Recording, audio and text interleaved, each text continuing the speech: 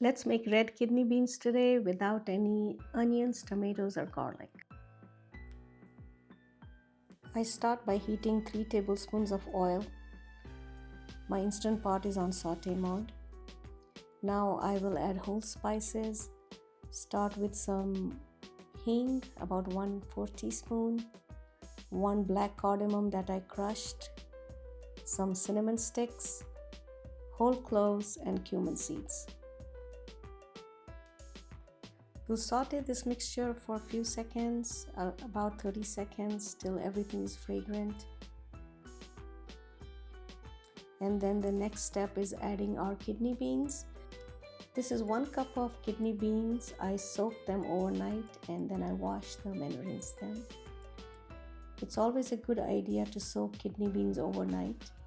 The curry will be tastier and creamier if you soak them overnight. Here I'm adding my ground spices. I have turmeric powder, ginger powder, some paprika or hot chili powder if you like your curry hot. And I'm going to mix everything.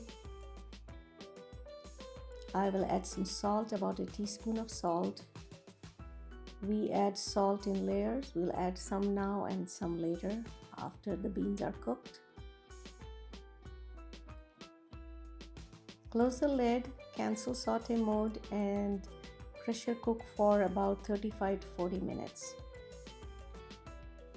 And when the timer is done, let it sit for some time and then open the lid, and this is what it looks like.